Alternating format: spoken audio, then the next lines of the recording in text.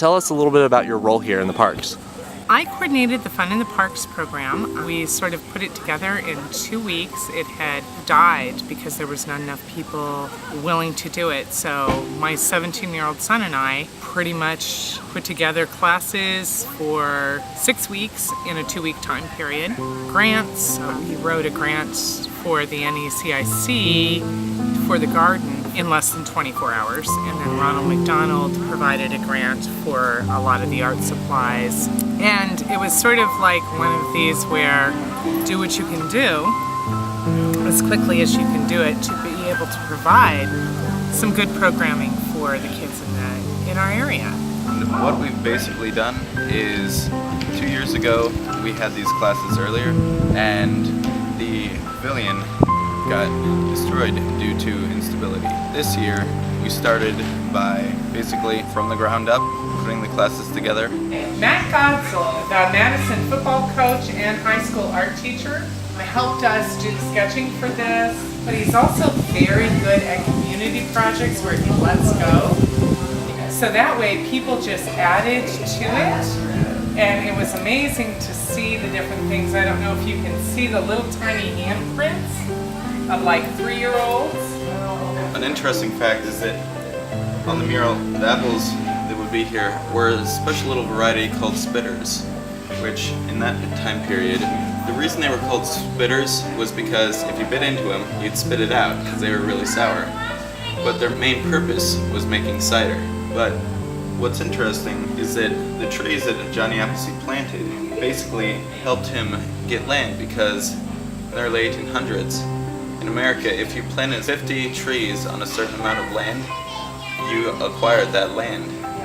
So what Johnny Appleseed would do was he would then sell the land at cheaper prices or give it out to people.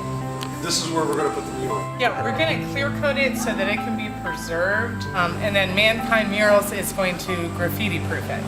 His relation to Mansfield is a lot of the apple trees that you see was likely grown in Mansfield as well from trees that he found around.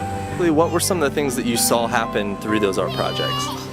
Well, what was cool was that a lot of the people in the neighborhood started getting to know each other a little bit better, to come to the park and feel like they were safe, and feel like they could find friends there, and feel like they could bring their kids so that their kids could enjoy the park. And how do you think that mural art makes a place better? I think mural art makes a place better by basically showing what can be done in a certain area.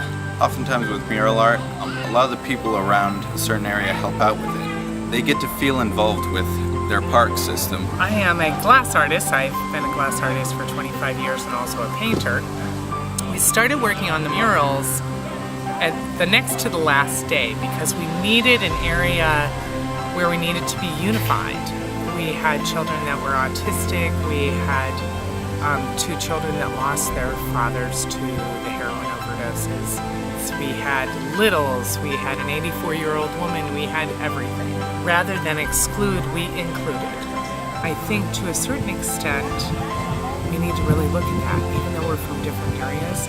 The magical line was crossed from north to south. People from the north end came, and they had fun, and the parks were filled. Everybody worked together, and I mean, we have so many different agendas that when we all work together, we come up with things like this. And this is what is good about Mansfield. So what can we say that's good about Mansfield? So that was the culmination of this project, was having a mural that everybody could paint on.